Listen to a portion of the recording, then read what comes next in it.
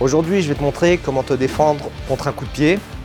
On va défendre assez rapidement avec ce qu'on appelle un stop kick, un coup de pied d'arrêt. Mais avant cela, ce que je te propose de faire, c'est de rejoindre ma liste privée pour pouvoir recevoir chaque semaine des conseils sur comment apprendre à se défendre et comment défendre les gens que tu aimes. Pour cela, tu as le lien sous la vidéo. Comment se défendre contre une frappe avec un coup de pied? L'idée, c'est quoi? C'est que tu es à distance de ton agresseur et que l'agresseur se rapproche de toi pour frapper dans les parties génitales. Okay?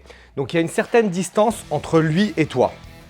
Il décide de casser la distance et de frapper. La frappe dans les parties génitales, elle peut être très problématique puisque à partir du moment où tu reçois un coup ici, c'est une zone très sensible. Du coup, tu vas peut-être baisser tes mains, tu vas peut-être exposer ton visage et il va pouvoir enchaîner sur d'autres frappes. Donc toi, tu as tout intérêt à ne pas être frappé dans cette zone. Donc la technique qu'on utilise, c'est ce qu'on appelle une interception. Je vais bloquer son pied quand il va arriver. Lorsqu'il envoie sa frappe, je vais frapper sa jambe qui vient m'attaquer. Okay? La jambe qui est la plus proche vient se lever et vient mettre un coup de pied latéral. Okay? Un coup de pied latéral qui vient bloquer. Ça peut être au niveau du tibia, ça peut être au niveau de la cuisse et qui va stopper net son attaque. Et c'est très frustrant pour l'adversaire qui essaye de m'attaquer d'être bloqué ici.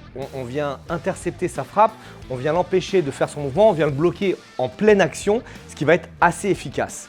Le point un petit peu difficile de cette attaque, enfin de cette défense, mais qui est aussi une attaque, c'est le timing.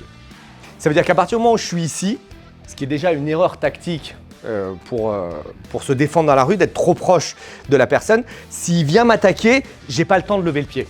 Okay, je suis en retard. Ça peut marcher, ce type de distance, où il va vraiment faire un pas pour venir me toucher. D'accord? Mais si tu es trop proche, ça va être très difficile puisque toi, tu as une action pour lever ton pied et pour déployer ton pied. Pour te décrire un petit peu l'action pour que tu puisses t'entraîner chez toi, ton pied vient, ton genou vient se rapprocher un petit peu de toi et tu viens tendre la jambe, ton pied est horizontal. Et on vient viser au niveau du genou, au niveau du tibia, ces zones-là, pour empêcher la frappe de venir. Ce qui est intéressant, c'est qu'il peut frapper avec n'importe quelle jambe. Même s'il frappe avec la jambe gauche, la frappe, elle marche toujours. D'accord? Et moi, j'utilise toujours ma jambe avant pour pouvoir défendre.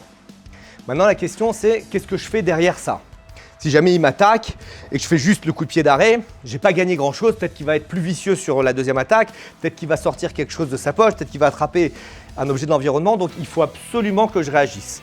Donc, quand moi, je suis dans ces positions, il y a une frappe qui arrive, je défends, je vais tout de suite enchaîner en rentrant dedans avec une série de frappes. Comme on a tapé en bas, on peut frapper en haut vers les zones sensibles. On peut attraper, mettre un coup de tête, mettre un coup de genou, mettre plusieurs frappes. Et bien sûr, après ça, on prend sa distance, on observe l'environnement et on décide de ce qu'on veut faire. Donc, ce type de frappe, ce qui s'appelle interception, c'est extrêmement utile. Le dessous du pied, c'est pas un endroit où tu vas avoir mal. Donc, c'est quelque chose qui va être efficace.